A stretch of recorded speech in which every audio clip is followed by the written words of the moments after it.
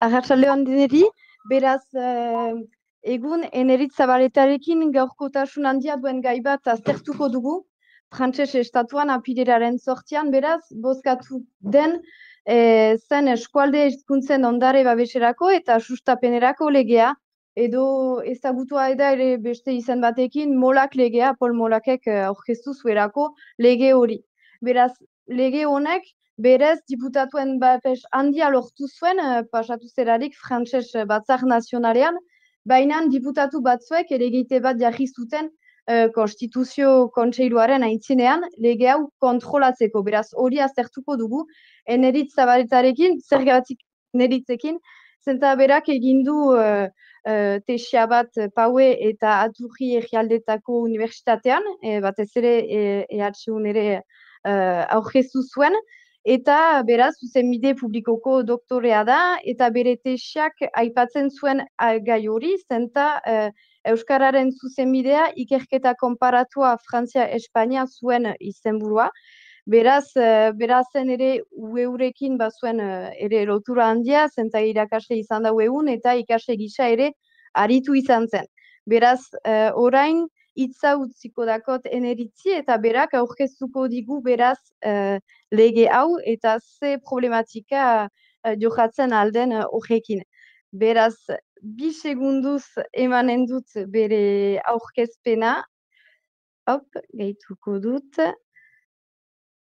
Eta berak eginen du aurkezpen bat, gutxi bera, 30 minutukoa, eta gero ukanen duzue tarte bat galderak egiteko, beraz, txataren bidez egiten aldituzue galderak, edo egiten alduzue galdera egitea, eta gero zuen kamera pizten alko duzue, baina hori egingo dugu hitzaldiaren bukaeran, ora utziko diogu denbora bere hitzaldia egiteko, zuek ere zuen galderak prestatzeko, beraz, denbora pixka bat utziko dakogu Eneritzi horren egiteko, eta gero zuek biztanda zuen galderak pausatzen ahalko dituzue, beraz, Eneritz orain zuri hitza. Bai, mil esker Polin, eta atxaldeon deneri, atxaldeon bildu garen 28 lagunei, mil esker ona konektatzeagatik, eta hasi bainoren argibide txiki bat ikusten duzue PDF bat edo PowerPoint bat PDF eratu dugula, eta aurkezpen txiki bat prestatu dudala, eta gomendatzen dizuet PDF hori segitzeaz, hortan oinarrituko naiz, eta beti PDF-an diren edukien arabera mintzatuko naiz, eta esplikatuko ditut, eta beraz hori, nire aholku txipi bat. Hasteko, beraz ikusten duzue, gaurko hitzaldiaren izenburua, hizkuntza gutxituen aldeko legea Frantzian, eta beraz, oraingoz behintzat Ipar Euskal Herrian, agian egun batez ezkira gehiago Frantzia izanen, baina oraingoz bai, argizki bat euskararentzat galdera ikurra. Hitzaldi hontan eginen duguna, hiru partetan aintzin ikusi dut, aurkibide txiki bat prestatu dizuet, nola pixka bat eremu desberdinetako lagunak bildu giren egun, ideia da gaurko marko legalari buruz hola laburpen pedagogiko bat egitea, Frantziar estatuan zertan da marko legala, gero legean beran emanen dugu gure begia, gure soa, eta legearen edukia fite-fite esplikatuko dizuet, ze ekarpen egiten dituen, eta hemen ez dut eman, baina legearen mugak ere aipatuko ditut. Eta hirugarren parte batean, pixka bat solastatuko gira, gertatu den, aktualitateaz, ze gertatu den, elegite bat egon dela auzitegi konstituzionalan, konstituzio kontseilua deitzen dena Frantzian, eta beraz, zer da elegite hori, zer erasotua da, komilen artean, nolabait erraiteko, zer dago jokoan, zer gerta daiteke, pixka bat horri buruz puntu baten egiteko. Eta beraz, hasiko gira, pentsatzen dut soinua eta dena ongi bada, balin bada arazorik edo ez baduzu ongi entzuten edo, txatean idazten alduzue, eta ez da problemarik. Hasiko gira, beraz, laburpen metodologiko horrekin edo pixka bat aurkezpen pedagogiko horrekin Frantziar estatuko gaur egungo marko legala zertan den. Marko legal hori fite-fite, lehenik priskat printzipio orokorrak aurkeztuko dizkizuet, eta gero irakaskuntza nola antolatua den ere aurkeztuko dizuet, ze gero molak legea ulertzeko ere, beharrezkoak direlako elementu horiek. Gaurko marko legala pixkat bi printzipio orokor edo nagusitan oinarritua da. Hor grisez idatziak dituzue, alde batetik frantsesaren erabilpena derrigorra da eremu publikoan, hainbat eremutan, bizitzare publikoaren hainbat eremutan, frantsesa erabili behar da derrigor, eta puntu. Eta beste alde batetik, hizkuntza eskubideak ukatuak dira.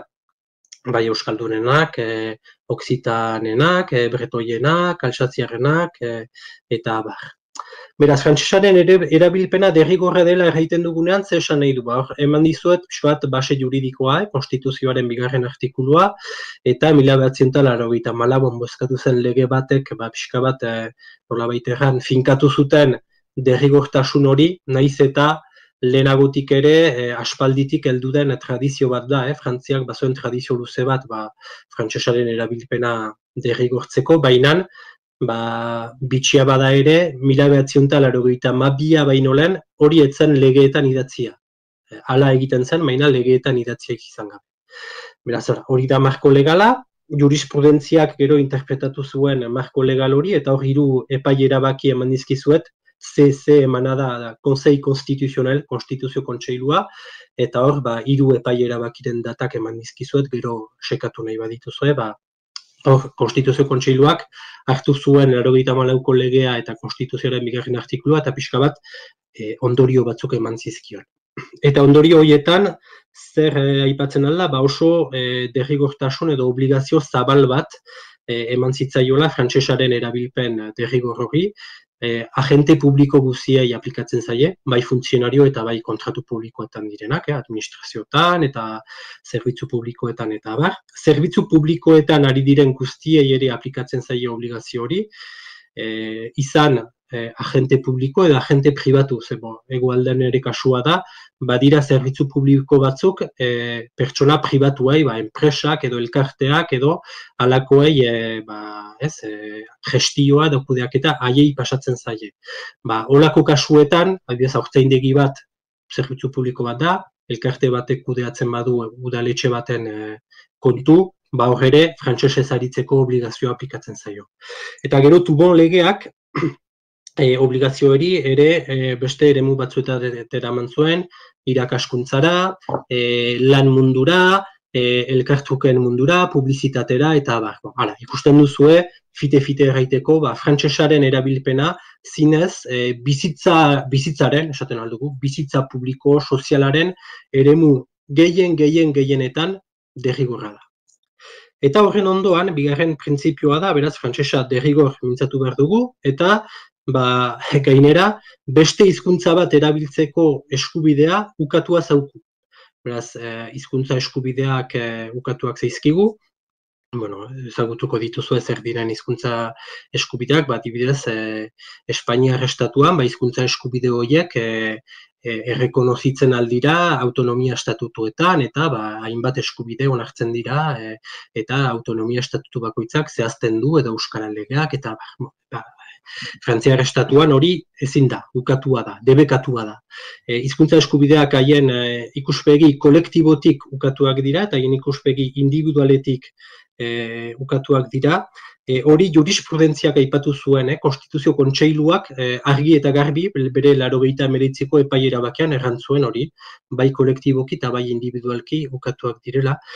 Argumentu juridiko desberdinekin, baina ondorio berdina da. Horregatik, adibidez, hizkuntza eskubide kolektiboak debekatzeko edo ukatzeko base legala da berdintasun printzipioa elabortzeko, horre dituzue beste printzipio batzuk ere aipatu zirenak, Konstituzioaren 2. artikuluan daudenak, berdintasuna, herriaren bakartasuna, unizitatea, eta errepublikaren zati ezintasuna, hori zen lehen argudioa, eta gero hizkuntza eskubideak individualki ere aldarrikatzeko eskubide hori ukatua da, Konstituzioaren 2. artikuluaren izenean. Frantsesa errepublikaren hizkuntza dion artikulu hori.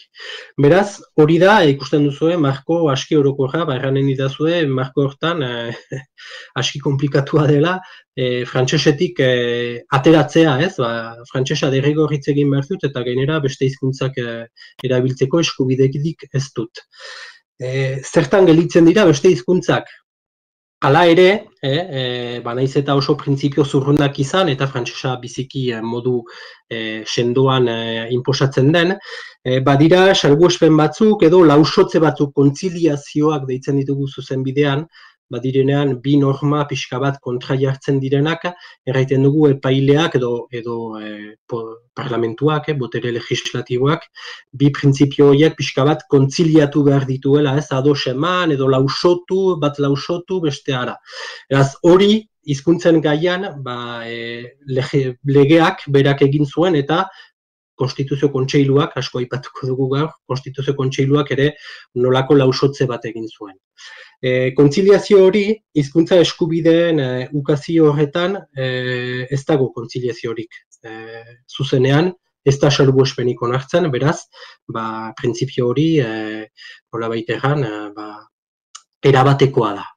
Aldiz, epaileak eta legeak bai ireki zituztela eremu publikoan, naiz eta frantsesa derrigor erabili behar den, printzipio horren ondoan, ireki zituzten espazio batzuk non frantsesa ez den beste hizkuntzak, gure kasuan euskara adibidez, erabiltzea baimentzen zen, haizu zen. Lau eremu zabaldu zituen epaileak, Konstituzio Kontseiluak, 89ko epai erabaki horretan, erraiten zuen, bai, frantsesaren erabilpena derrigorra da, baina irakaskuntzan beste hizkuntza batzuk erabiltzen aldira, ikerkuntza egiterakoan ere bai, edabideetan ere bai, eta azken puntu bat erran zuen, eta ere, naiz eta frantsesa derrigor erabili, itzulpenak egiten aldira. Eta itzulpenak egiten aldira, nola egikaritu zen edo nola itzuli zen praktikara, adibidez, seinalitika elebidunak onartzen dira bide horretatik. Edo, herriko etxe baten delibero bat bizkuntzetan jartzea, edo hainbat ala. Elebitasuna nolabait ere onartzen da itzulpenen bidez. Hori lehen kontziliazioa eta bigarren kontziliazioa da 1984ko legea, Toubon legea, asko famatua dena izen horretan, lege horrek ere 22 artikulu ditu, eta lehen 20 artikuluetan zehazten du zein eremutan frantsesez derrigor egin behar den.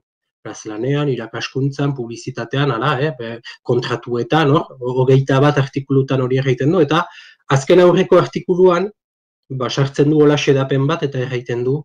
Lege hontan dauden xedapen guzi horiek, frantsesa erabiltzeko obligazio guzi horiek, ez doaz bortxaz eskualde hizkuntzen aurka, eta xedapen horiek ez dira hizkuntza horien erabilpenaren aurka joaten.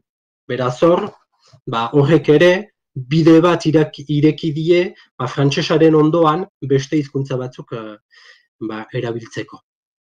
Beraz, ikusten duzue, kontziliazioa oso garrantzitsua da, ze formalki legedia ikusten badugu, frantsesa ez den beste hizkuntza bat, eremu hauetan bakarrik erabiltzen alda. Irakaskuntzan, ikerkuntzan, itzulpenak eginaz eta edabideetan. Eta hortik kanpo dagoen guzia, ez dago legean. Eta horrek erran nahi du ere, gaur egun euskararen alde aplikatzen diren hizkuntza politika guziak, salbuespen horietan oinarrituz eraiki direra. Eta beraz, gaur egun, hau da egoera, norabait erraiteko, fite-fite laburtzeko. Irakaskuntzari buruz ere, hitz pare bat emanen ditugu, zeren gero molak legea esplikatzerakoan irakaskuntza adar importante bat da, eta beraz ongi da ere pixka bat puntu bat egitea, frantsesa ez den beste hizkuntzen irakaskuntza Frantziar estatuan eta beraz iparraldean, gure hiru lurraldeetan, nola antolatua den jakiteko. Lehenik eta behin, lenguaren ondorioa da, euskararen irakaskuntza, euskaratik arituko naiz, baina berdin da beste hizkuntzekin, euskararen irakaskuntza salbuespenezko irakaskuntza bat da. Printzipioa da, frantsesa dela irakaskuntzaren hizkuntza.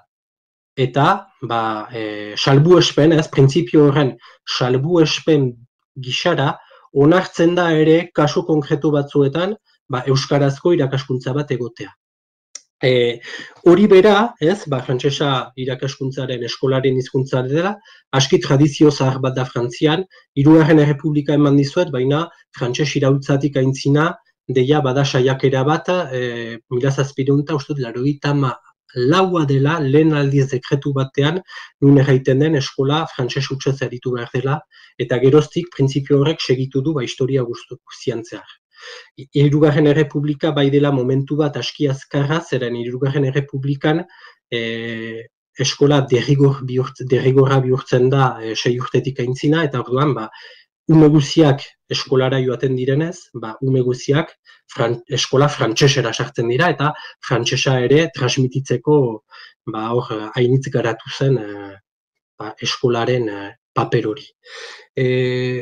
Printzipio hori ere erraiten dizuedana, frantsesa da irakaskuntzaren hizkuntza eta salbuespen bezala euskara edo kortxikera edo bestelako hizkuntzak ere erabiltzea onartzen dugu, 1984ko Toubon lege famatu horretan ere, hola, pixkat erran dizuedan maneran, idatzita dago. Eta Konstituzio Kontseiluak ere, bere jurisprudentzian, hori onartu du. Frantsesa eskolaren hizkuntza da, baina beste hizkuntzak ere salbuespen gisa onartzen aldira. Salbuespen horretan oinarrituta, progresiboki, nahi baduzue, Frantziar estatuan hizkuntza ereduetan oinarritutako sistema eskolar bat eraiki da. Horrek zer nahi du, 1951an lehen aldiz onartu zen espresuki eskualde hizkuntzak deitzen dituzte Frantziar estatuan, eskualde hizkuntza horiek eskolan sartzea.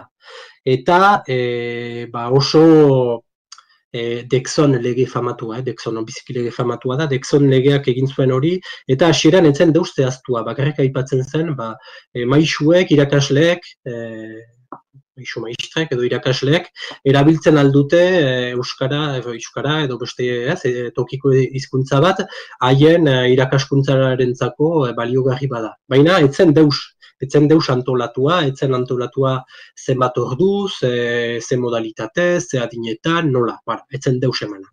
Eta orduan, progresiboki, horregatik eman dut, 30 urteko borroka bat izan da, hizkuntzak irakasteko ereduak eraikitzen joan dira eta hizkuntzen euskararen, bretoieraren eta beste hizkuntzen irakaskuntzaren marko juridiko bat eraiki da. Marko juridiko horren printzipio orokorrak aipatzen izkizuet orain fite-fite eta gero pixkat antolat ikusiko dugu ze hizkuntza eredu badiren. Printzipio orokorra zer da, salbuespenezko irakaskuntza bat denez, eta ez dagoenez hizkuntza eskubiderik, irakaskuntza horiek, eredu horiek, hautazkoak dira. Ez da hizkuntzen irakaskuntza derrigorrik. Euskara ez da derrigor irakasten iparraldean. Ikasleek eta bere gurasoek, noski, hautatu behar dute, haien hautua da. Jurisprudentzia, Konstituzio Kontseiluak, hori hautazkotasun printzipio hori biziki urrun eraman zuen, zeberak erran zuen. Euskararen irakaskuntza hautazkoa da ikasleentzat, noski, baina baita ere ikastetxearentzat, eskolarentzat, eta ministeritzarentzat. Horrek zer esan nahi du. Demagun, egoten aldakasu bat, nun, Hendaian, bada eskola bat, ikastetxe bat, eta bertan, hogei ume ados dira euskarazko irakaskuntza bat segitzeko. Eskolako zuzendaria ez bada ados, ez da emanen irakaskuntza hori. Ze ikastetxeak bere eskubidean da hori errefusatzeko.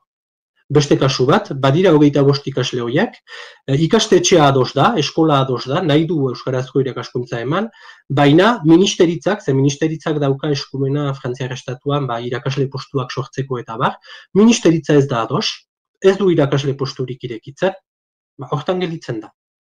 Ezin duzu derrigortu. Ez da eskubiderik, hautazkotasuna biziki urrun eramana da. Beraz, Horrek esan nahi du, iparraldean dauden 6 elebidunak edo ez, klaseak irekitzeko, jende hainitz ados eman behar dela. Ikasleak behar dira, ikastetxea ados egon behar da, eta ministeritzak irakasle postuak ireki behar ditu. Hori lehen printzipioa, ez, hautazkotasun zinez zabala. Eta bigarren printzipio orokorra, 2002ko epai batean aipatu zuen Estatu Kontseiluak, beste epaile batek, errantzuen, bai, beraz, eskolan euskara irakasten alda, baina ez gehiegi. Hala ere ez, onartzen dizuegu salbuespen gisa euskara, baina ez gehiegi. Ordu kopuru bat ezin da gainditu. Bestela, hor, frantsesa eskolaren hizkuntza den printzipio hori urratzen dugu erabat. Eta beraz, horrek izango ditu gero hainbat oi hartzun aipatuko ditugunak. Ados, hautazkoa da euskararen irakaskuntza eta ez da gehiegi eman behar. Beraz, printzipio horietan oinarrituta, gaur egun badira 4 eredu linguistiko gure 3 lurraldeetan, gure iparraldean. Nola hautazkotasun hutsa den, bada frantses hutsezko eredua, beste Frantziako osoko guztietan bezala.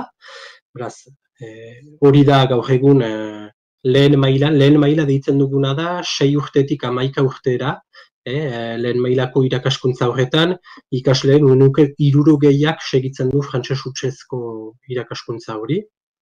Gero bada, euskara opzioa deitzen den eredua, beraz euskara opzioan, euskara ikasgai gisa, inglesa edo alemana edo italiera bezala, 3 orduz astean emaiten da, euskara opzioa.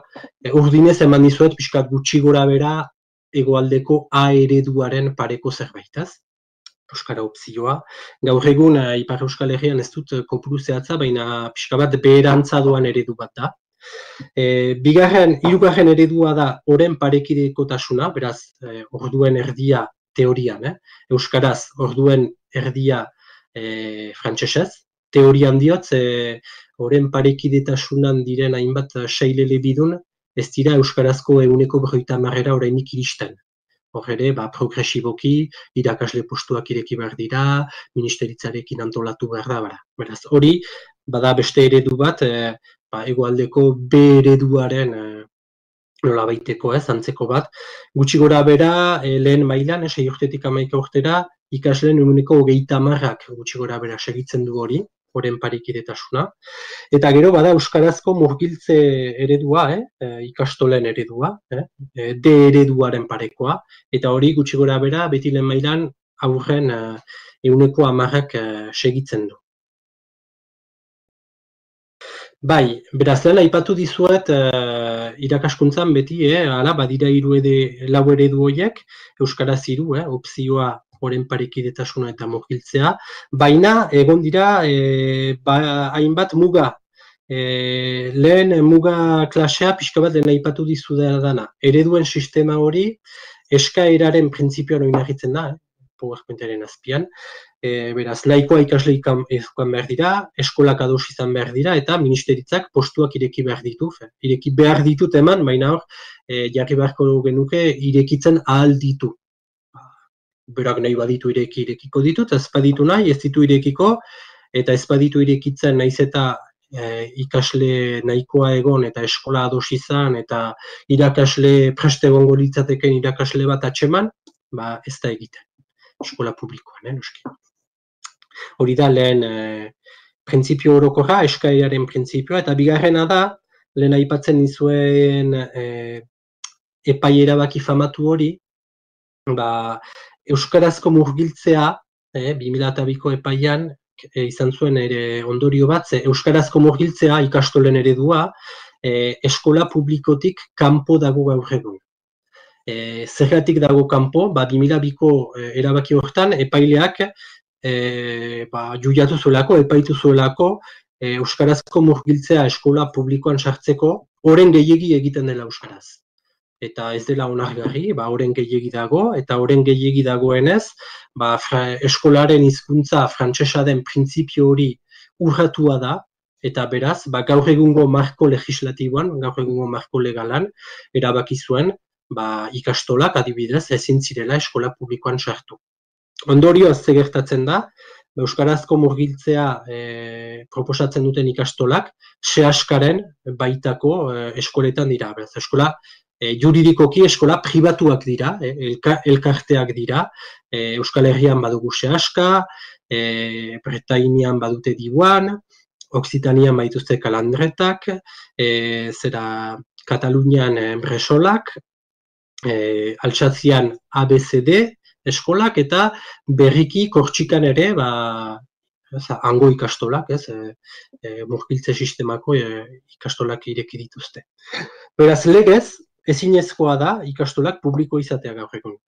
Eskola pribatuan, eskola kontzertatuan egualdan aipatzen dugu, izan behar dira. Horrek zer ekartzen du, badirela finantziazio arazoak, zeren 19. mendetik eskola pribatuen finantziazio publikoa mugatuta dago legez, badira hainbat xedapen legal, eta finantziazioak mugatuak dira, batez ere inbertsio gastuak ezin direlako diruz lagundu, eta inbertsio gastuak gastu handiak dira, sehaska bezalako ikastoletan, sehaska sortu zenean, etzegoen ikastolarik, etzegoen eraikinik, eta eraikin guzioiek ordaindu behar izan dira, eta gastu handiak dira.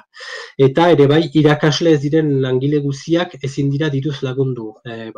Jatekoa ematen dutena, irakasleen laguntzaileak, eta abar. Beraz, irakaskuntzan hori da, fite-fite bilan bat egiteko gaur egun dagoen marko legala. Badira eredu linguistikoak, baina eskaeraren printzipioan oinarritzen dira eta eskolako murgiltzea, euskarazko murgiltzea, eskola publikotik kanpo da. Orain sartuko gira molak legearen edukira, hau zen pixkat lehen puntua, lehen puntu handia gaur egungo marko juridikoa, ikusten duzu, frantsesa derrigorra, eta badira espazio txiki batzuk nun hizkuntzak sartzen aldiren. Eta horietariko bat da irakaskuntza antolatua den manera horretan. Molak legeak zer egiten du, marko horretan sartzen da eta saiatzen da hobekuntza batzuk emaiten. Hobekuntzarik garrantzitsuenak irakaskuntzari atxikita daude, eta beraz horiek aipatuko ditugu orain, eta gero ikusiko dugu beste eremuetan ere ze hobekuntza ekartzen dituen. Hiru eduki nagusi badira molak lege hontan, beraz horre, apirilaren 8an bozkatu den lege horretan. Lehen ekarpena da, A-eredua edo hizkuntzaren opzioa ditzen dena, Frantzian, opzionan regional, hizkuntza opzioaren eredu hori, orokortzea aurre ikusten du. Zer esan nahi du, eskaeraren printzipiotik eskaintzaren printzipiora pasatuko ginatekela. Sistema hori, eskaintzaren sistema hori, Kortxikan eta Taitin deia aplikatua da. Taitin, Taiti edo Polinesian, Polinesia frantsesa izen ofiziala. Taitin, 1986tik aplikatzen dute, eta Kortxikan 2002tik. Konstituzio Kontseiluak sistema hori 3 aldiz balidatu du, 1986ko, 2002ko eta 2004ko epailera bakietan, eta beraz, molak legeak egiten duena da, Kortxikan eta Taitin den sistema hori, hizkuntza guziei aplikatu. Zer esan nahi du horrek? Hori aski interesgarria da, zeren eskaintzaren printzipioaren arabera egiten dena da, ez da beste ereduetan bezala, nahi baduzu euskarazko sail bat ireki, euskarazko sail elebidun bat, behar dituzu kopuru minimo bat, ikasle kopuru bat bildu behar duzu, 20-25 ikasle, beraz kopuru hori ez baduzu lortzen, bali maituzu 12 ikasle, ez da sailik irekiko. Simplifikatzen dut, batzutan badira salbuespenak, baina simplifikatzen dut.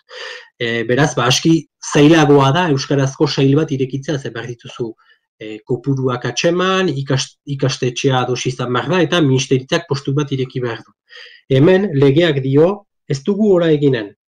Automatikoki, printzipioz, ikasle guziei A-eredua edo, euskararen hasteko 3 orduko irakaskuntza hori, iparraldeko ikasle guziei proposatuko zaie. Orain, eskaeratik eskaintzara pasako gira.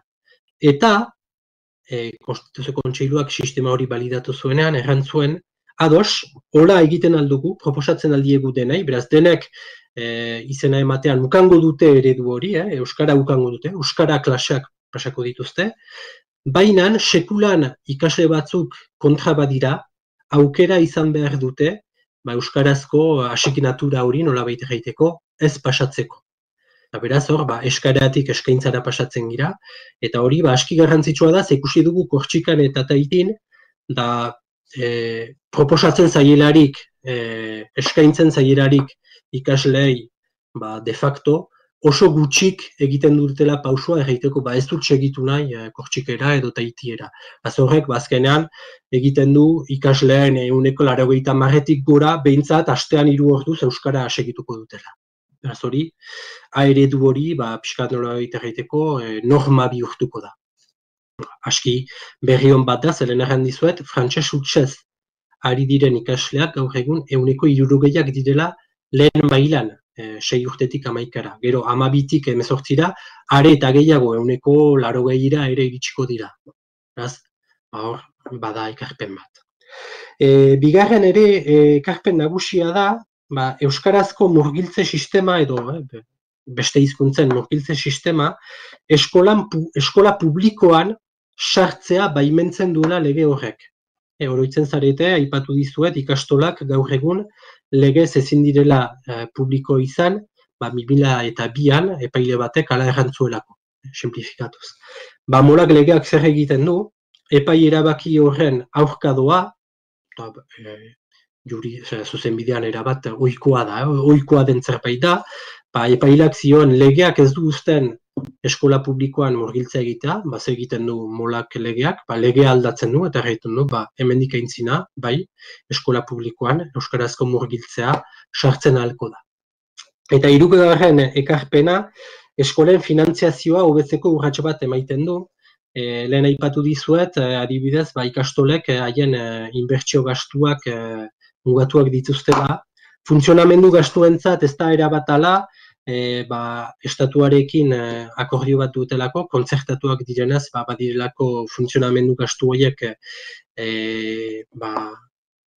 finantzatuak direlako. Baina hor, molak legeak egiten duena da, finantziazio funtzionamendu gastu horien finantziazio sisteman zegoen zulo beltz bat edo betetzen du. Fite-fite esplikatuko dizuet, pixka teknikoa da. Ze gertatzen da, Ipar Euskal Herrian gutxiago, baina beste eskualdeetan gertatzen alda, adibidez, hartuko dugu adibide bat. Demagun, ni bizi naizela Aierran, eta Aierrako herrian badagoela eskola bat, eskola publiko bat, baina bakarrik frantses hutsean ari dena. Eta nik, nire aurra nahi dut eskola elebidun batera eraman, edo ikastola batera. Orduan, euskarazko irakaskuntza Aierran ezin denez, Azparnerat eraman behar dut, beste herri batera. Eta orduan, Azparnen badago euskara. Kasu horietan, nire herrian ez dago euskarazko irakaskuntzarik, baina ondokoan nork, bazen galdera, nork pagatu behar ditu Aierrako umearen eskolatze gastuak. Azparneko herriak edo Aierrako herriak. Hor bazen nolabaiteko ez hutsune bat, eta hor legeak hutsune hori betetzen du, eta esaten du Aierrako herriko etxeak pagatu beharko dio Azparneri, Azparnera joan den aurraren finantziazioa, funtzionamendu gastuena. Horiek dira pixka bat 3 ekarpen handiak. Azken 3garrena, ikusiko duzu zergatik hain luzeki esplikatu dizuela. Orain pasatuko gira, irakaskuntzaz kanpotik molak legeak dituen ekarpenei buruz. Ikusten duzu irakaskuntzan badirela ekarpen interesgarriak, hizkuntza opzioarekiko, murgiltzea eskola publikoan sartzen dela eta finantziazioaren afera hori. Beste puntuetan ere, badira 2 ekarpen nagusi, lehen aipatu dugu seinaletika elebiduna ari dela orokortzen nolabait erraiteko, Ipar Euskal Herrian, Bretaña, hainbat eskualdetan, legeak egiten duena da, seinaletika elebidun guzi horiei babes legal esplizitu bat eman. Lehendik ere garatu zen, aipatu dizuedan salbuespen horretik sartu zelako, epaileak esan zuelako, itzulpenak egiten aldira, eta beraz, hori interpretatu zen modu batean, eta seinalitika elebidunak egin ziren. Eta orain, molak legeak egiten duena da, babes legal esplizitu bat, sendoago bat emaiten die seinalitika elebidun horiei. Eta elebitasunari modu orokorrean, dokumentuetan ere bai. Eta molak legearen bigarren ekarpena nagusia, ez irakaskuntzatik kanpo da, egoera zibilean, sortzeagiriak, ezkontzagiriak, eriotzagiriak, ez, registro zibila, aipatzen da hegoaldean, hor egoera zibileko beraz dokumentu horietan, euskarazko grafia, edo katalanezkoa, edo bertaiorerazko grafia, errespetatzera behartzen ditu funtzionarioak. Zelentze gertatzen zen, agiri horiek frantses hutsean idatzi behar ziren, gaur egun ere frantses hutsean idatzi beharko dira, baina euskarazko izenak daudenean eta frantsesez erabiltzen ez diren hitz batzuk erabiltzen direnean, sortzeagirietako funtzionarioak euskaraz ongi idatzi beharko du hitz hori. Adibidez, eñearekin, Iñaki, Aina, hainbat izen baditugu euskaraz eñearekin, lehen gertatzen zen, iparraldeko registro zibileko funtzionarioak, ez zuen eñea idazten, ene bakarrik idazten zuen, frantsesez eñea ez delako erabiltzen. Eta beraz hor, bazen kalapita juridiko bat, eta orain, molak legeak onartzen du adibidez, eñea, ongi eñe idaztea. Katalanentzat ere, i akzentuarekin, edo a azentuarekin, edo o azentuarekin ere, ongi idatzi beharko diete, zerenago, azentuak entzen zuten, frantsesez ez zelako erabiltzen. Beraz, molak legeari buruz, horiek dira, eduki nagusiak, irakaskuntzan badira eduki zinez garrantzitsuenak, eta gero, beste bi puntu horietan, seinaletikan eta egoera zibilan, hobekuntza batzuk ekartzen ditu. Hobekuntzak ikusi eta gero, ikusiko ditugu ere bai, zein diren mugak, eta uste dut ari naizela asko luzatzen, baina fite-fite. Zein dira molak legearen mugak. Irakaskuntzan, ze gertatzen da, nahiz eta murgiltzea eskola publikora zabaldu, hezkuntza ministeritzak gakoa izanen duela hori praktikara terrenora eramateko. Lehenik eta behin, zergatik dauka ministeritzak gakoa, zeren legeak bakarrik esaten du murgiltzea eskola publikoan emaiten aldela. Baina legeak ez digu definitzen zer den murgiltza eredua. Nik lehenen esan dizuet ereduaren antzeko zerbait dela, baina hori legean ez da idatzia. Beraz, juridikoki definitu beharko den zer esan nahi duen murgiltzeak. Eta hori, hezkuntza ministeritzaren eskuetan da. Zer den murgiltzea, murgiltzea zer da dena euskaraz, edo erabakitzen aldu ere izango dela sasi murgiltze bat, 166 euskaraz, 175 euskaraz, 180 ara. Hori bere eskutan da, juridikoki badu tresna hori. Eta beste aukera da ere, ministeritzak dekreturik ezartzea eta ez definitzea. Eta horren egongo gara indefinizio batean. Murgiltzea ez dakigu zer den, juridikoki ez da definitua, ministeritzak ez baitu definitzen. Nola aplikatuko dugu? Ez dakigu. Beraz hor ikusten duzuela ere ministeritzak baduela gakoa, murgiltze horren aintzina pauso horretan, terrenora eramateko, berak hartu beharko du dekretu bat, definitu beharko du, eta gero gara.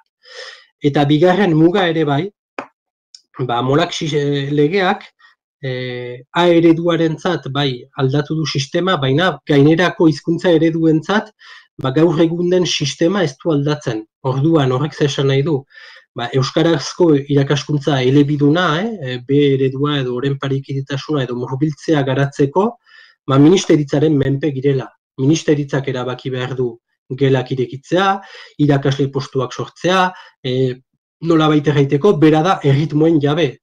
Eta Ipar Euskal Herrian adibidez, naiz eta izaten alda kasua, ikasle pila bat egotea nahi dutenak eskola publikoan murgiltzera sartu, ministeritzak ezpaduna hori lagundu, oztopatzen alko du, ez ditu irekiko irakasle postuak, edo gutxi irekiko ditu, edo horretan ez da deus aldatzen, eta gaur egun dagoen borroka hori ministeritzarekin negoziatu behar ditugu, postuak, behar dugu borrokatu, horrek orain ere segituko du.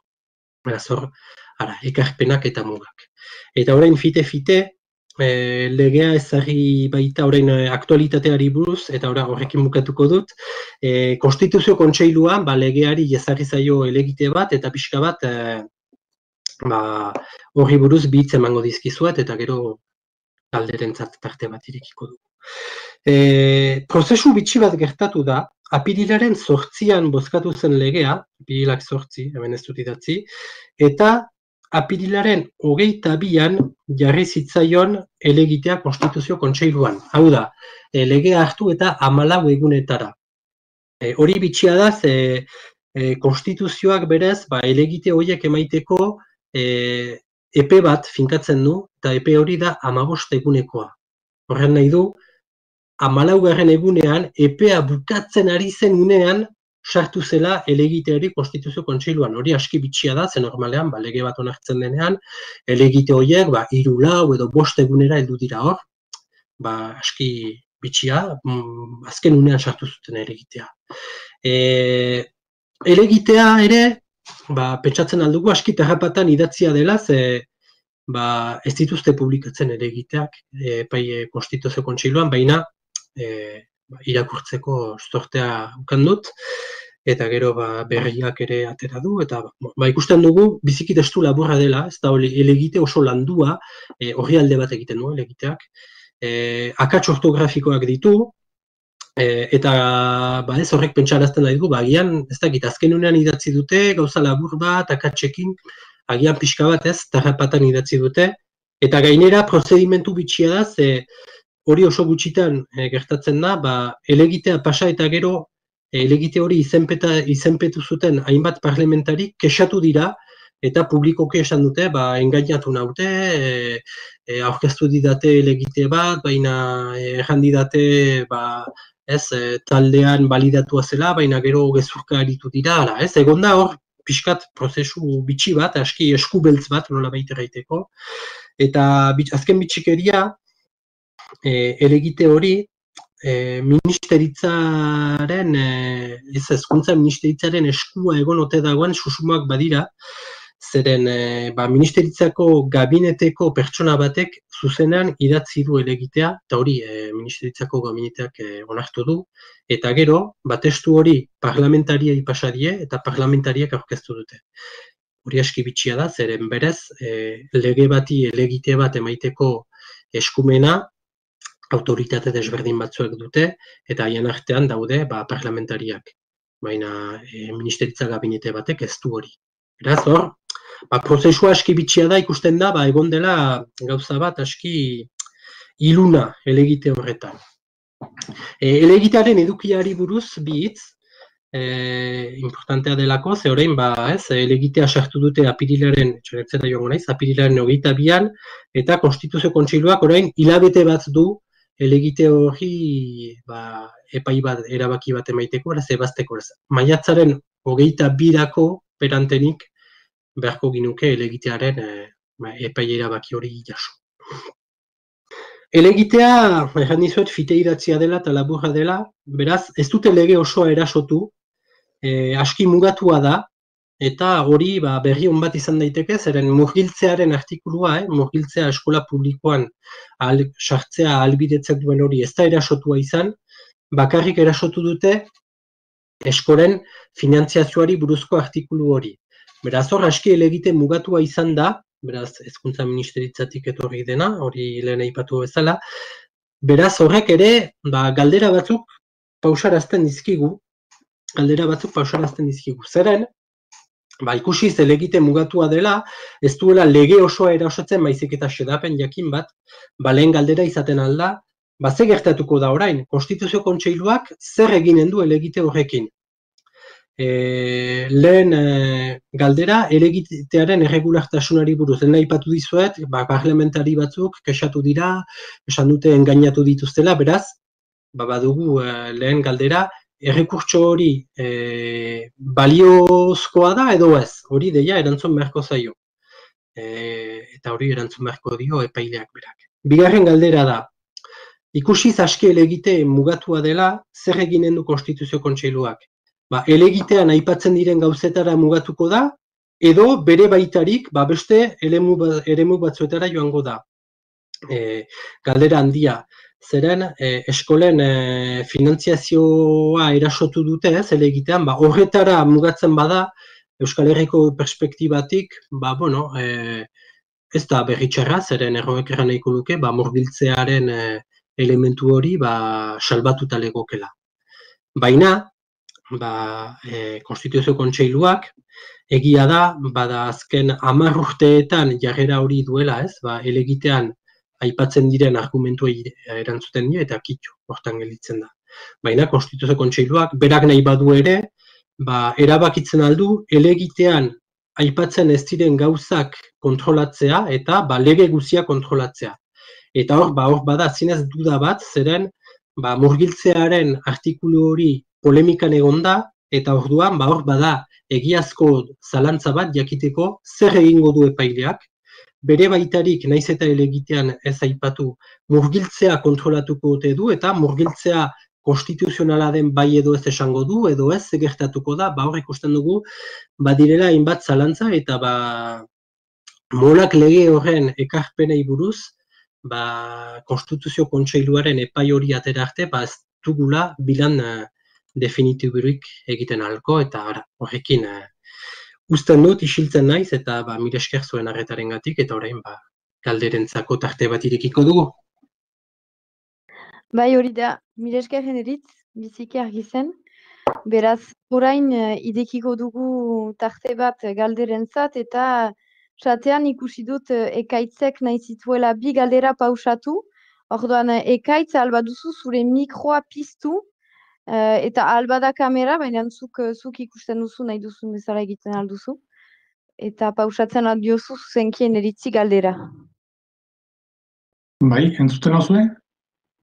Bai, entzuten dut. Bai, ados. Arratsaldeon, eta mila esker aurkezpenagatik. Zera, lehen galdera, frantses lege esparruak muga izugarriak ditu, usten dugunez, eta gobernu aldaketa bat gertatuko balitz, dena kolokan ezar lezake.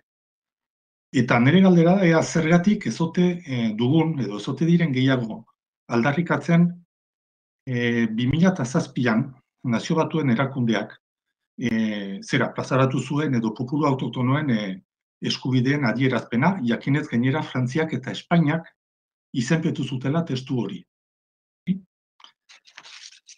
Hori zen lehena, eta bigarrena, horre aipatzen den lege horrek onura zerbait izango badu ere, ez alda arrisku handiagorik sortzen, alegia. Frantses lege esparruan euskarari leku gero eta argiagoa eginez, badakigu konstituzioan eta eskualde hizkuntzak Frantziaren ondare bezala izendatzen dituztela, ezin dute horrekin pixka bat euskara gero eta gehiago frantsesten, eta ez algaituzte bide batez gu ere gero eta gehiago frantsesten. Horaxe, bukatu dut.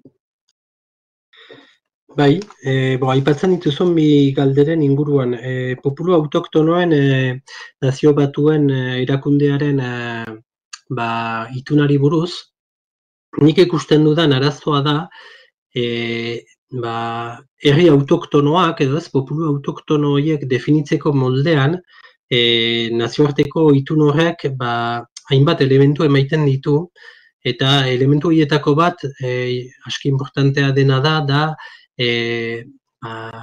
bai badela ez, herritartasun bat edo ez, herri izaera bat, baina herri autoktono horiek badutela nolabait esateko gaur egungo sistema normatibotik sistema normatibo ez, moderno edo okzidentaletik doan bizimodu tradizional bat badutela. Eta nik dudak ditut euskaldunok zinez herri autoktonoen definizio horretan sartzen garen, eta dudak ditut guri bretoiei, kortxikarrei aplikagarri ote zaigun itun hori. Gero, beraz, baditu duda batzuk, eta gero ere bai, itun hori, polemika bat, baina nik kontsideratzen dut soft law deitzen den arauetan sartzen dela, hau da, ez dira itun horietan dauden xedapenak ez dira zuzenbide biziki gogorrak edo ez ditu konpromiso handiak eskatzen. Idatziak dira modu batean, estatuei hala ere maniobra aski handia uzten diena. Orduan, Frantziak ez badu hori euskaldunai aplikatu nahi, ez dut ikusten nolabait erraiteko forz obligatuak deitzen dugu, edo ez, indar obligatorio biziki azkar bat Frantzia bortxatzeko euskaldunai itun hori aplikaraztea, edo ez, itun horien xedapena euskaldunai, bretoiei edo aplikarazteko, beraz, kontzeptualki badu interesa, baina politikoki erabiltzen alden zerbait da, nahiz eta herri autoktonoen definizioarekin dudak batzuk ditudan, gero juridikoki zaila da, horretik ertxapen batzuk ekartzea. Eta gero, euskaldun frantsespenaren inguruan, azkenean Frantziaren estrategia hori izan da, Frantziak tokiko hizkuntzak deitzen dituenak, gure euskara, katalana, bretoia onartu ditu, Frantziaren barne kontsideratu dituelako, orduan, azkenean, bada hori estrategia politikoa da, gehiago da, ze estrategia politiko erabiltzen dugu, nolabait esateko desobedientziarena eta gure izaerarena eta gure nazio eraikuntzarena, gure afirmazio nazionalarena, edo nolabait erraiteko ere domestikazioaren bidea aintzina pauso batzuk emaiteko. Juridikoki erantzun behar badut, lehen aukerak erabat rupturista da, eta agian politikoki izaten aldun zentzua, eta euskaldun gixera landu beharreko zerbait da, baina egia da, juridikoki gaur egun gauden markoan, aintzina pausoak bakarrik atxemaiten alko direla, azkenean Frantziaren joko hortan sartuta. Mil esker. Mil esker Eneritz. Dira beste galdera batzuk zuretzat, orduan emanen dizkizut bi elgarrekin joaiten direlako eta hola aurkeztuak izan direlako. Lehena Pepe Aizpururen hitzak dira. Orduan, arratsaldeon, orain arte murgiltzea eskola publikoetan esperimental gisara onartua zen lehen mailan soilik. Lege berriarekin murgiltzea liseora arte luzatuko litzateke. Mil esker. Eta Beñat Lazkanoren beste galdera bat, Peperen galderaren arira, eta aiejako adibidea hartuz, hango guraso batzuek nahi badute beren auja murgilketa eredua segitzea eskola publikoan, zer egin behar dute edo lukete? Beraz, ez dut aipatu aurkezpenean, baina Pepe arrazoin duzu, lehen erran dut eskola publikoan beraz murgiltzea ezin dela aplikatu. Beraz, ze gertatu da, Ipar Euskal Herrian nahi izan delarik murgiltzea ez bakarrik sehaskan, baizik eta eskola publikora eraman, legez ezintzen saiatu zen bide bat, eta hori da esperimentazioaren bidea. Beraz, hori 2014tik uste dut aplikatzen dela, eta egia da, 10 eskoletan 3 urtetik 5 urte arteko tarte horretan, badirela hainbat eskola publiko ere nun euskarazko murgiltzean ari diren. 3 urtera mugatua da, eta esperimentazio bat denez onartzen da legearen kontra joatea. Molak legearekin zer da aldaketa? Hori ez dela gehiago esperimentazio bat izanen, baizik eta normak ahalbidetzen duen zerbait. Beraz, demagun epailea aldekoa dugula, eta dena ongi ateratzen dela maiatzaren 22an, eta murgiltzeak segitzen duela. Hemendik aintzina, murgiltzea, ez da gehiago esperimentazio bat, murgiltzea normal bat da, eredu bat gehiago izango da, eta eredu bat gehiago denez, aplikatzen alko da 10 eskolan, lehen mailan, 2. mailan, unibertsitate arte, Gero, hori da printzipioa, eta Beñatek aipatzen zuen galderari buruz, hori ikusita, nahi badugu gure eskolan, publikoan murgiltzea egin, zer egin behar da, hor, justuki, lehen aipatzen nuena, ministeritzak izango du gakoa. gaur egungo oren parekidetasunaren sailen kuadro berdina izango da. Zer egin beharko da, gaur egun egiten dena, Euskararen erakunde publikoaren eta ministeritzaren arteko negoziazio bat, balenik guraso talde bat bildu beharko da, bilkurak egin beharko dira, ukateko kopuru minimo bat, 21 haur, edo 18, edo 22, gero Euskararen erakunde publikoak hainbat bilkura egin eta gero erranen du bate. Haieran, bada aski haur, gurasoak bildu dira, badute proiektu bat, egiteko murgiltzea, joan beharko dira gero, Euskararen erakunde publikoa joango da, ministeritzaren gana, erranez, begira, haieran, urrengo urtean, bada eskaira irekitzeko murgiltzea, miarritzen bada, maulen bada, ara ez? Eta, gero, ministeritzak erabakiko du, gaur egun bezala, ministeritzak esango du, ez dizut irekitzen posturik, edo, badira 6 gela potentzial, 3 irekitzen ditut, gaur egungo sistema, negoziazio hori, eta hortan ez da aldaketarik, gaur egungo sistema izango da, eta horregatik egiten nuen, ministeritzak gakoa izaten segitzen du, ze gertatzen alda, berak erabakitzea, lehen fase batean bakarrik 3 urtetik 6 irikiko ditut, murgiltze eskolak. Eta gero ikusiko, gero igual hemendik 10 urtera, kolegioetan, hemendiko gehira, liceo, hori ministeritzak izango du gakoa, eta gaur egun bezala beharko da, manifak egin beharko dira, postuak eskatzeko, beharko da negoziatu, Beraz beste galdera bat? Bazen? Entzuten badauzue. Oskarrena, nola uztartzen da molak legea Europako hizkuntza gutxituen kartarekin? Ez da uztartzen. Ez da uztartzen, zeren Frantziar estatuak ez du hizkuntza gutxituen karta edo gutuna berretsi, ez da indarrean Frantzian, eta hor molak legeak hori ez du deusaldatzen, ez dago indarrean, eta beraz ez dago loturarik. Aldiz fite-fite Eurokartari buruz lau orduz hitz egiteko modua bada, Frantziar estatuarekin, segon dira mila polemika, mila kalapita, 1989an izenpetu zuen gobernuak karta hori, baina etzen indarrean sartu, gero ratifikazioa edo berrespena falta zelako. Azken alegin bat egin zen 2015an, 2016, ez dakit gehiago data, Eurokarta hori berresteko, baina etzen aintzina joan, blokatu zen, eta oraingoz blokatze horretan gira.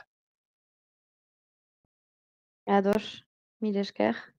Eta azken galdera batekin bukatuko dugu, Agurne Gaubeka Erauskinen galderarekin, molak legearen mugei dagokionean, ministeritzak murgiltze eredua definituko ez balu, nolabait eskola bakoitzak ezarri ahalko luke murgiltze horren definizioa edo ordu kopuruen muga.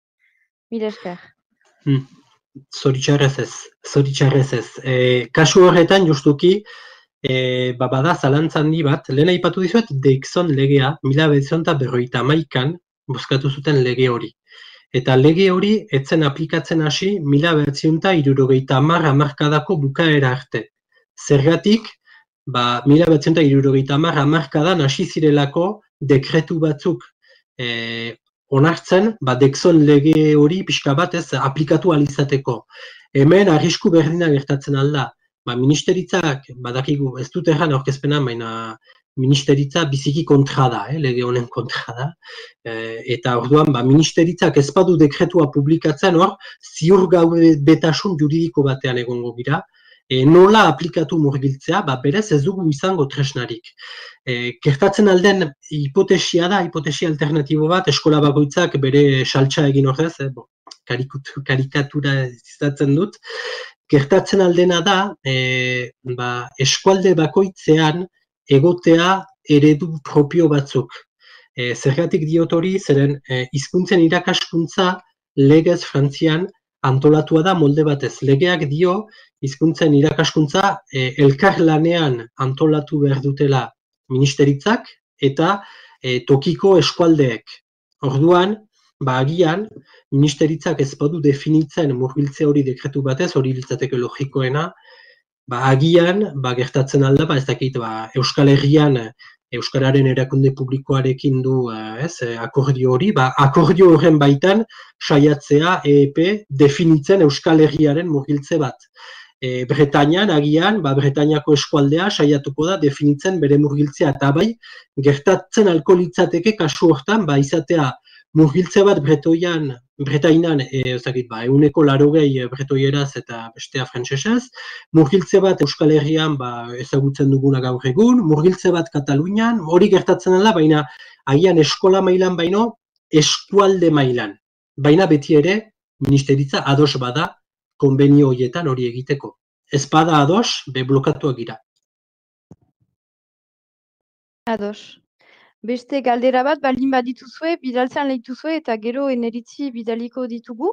Eta hola, nahi badu erantzuten ahalko dizu zuzenki, denbora pasadugu hortan eta denbora pasazauku beraz behar dugu horrekin bukatu.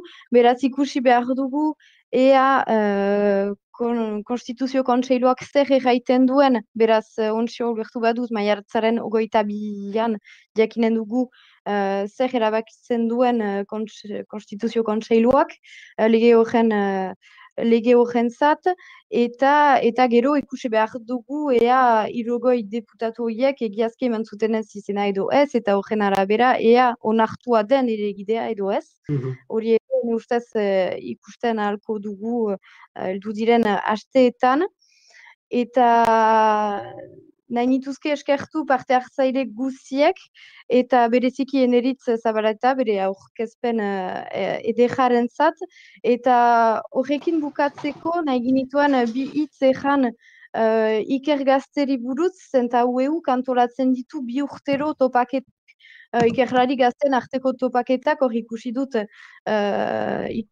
txatean batzuk parte hartu zenutera deia topaketa hortan, eta hortan ekainaren 9-tik 11 arte izanen da Gasteizen, eta beraz Gasteizen 153 ikergazten ikerketak ezagutzeko aukera ukanen duzue, eta han etortzen ahalko ziste, eta zuen tesia bukatzen nahi bazizte edo lanak aurkezun nahi badituzue, Euskalduden bilgune bat da ikergazte, eta hortara murgiltzeko aukera duzue oraindik, zenta izen emateak maiatzaren 28an bukatzen dira, orduan nahi bauze aurten joan Gasteizera ikerlari gazten lanak ikustera edo zuenak aurkeztera, xantza duzue oraindik, beraz anek janduen bezala astapenean nik parte hartu nuen Baionan eta Iruñan, eta eneritzek aurten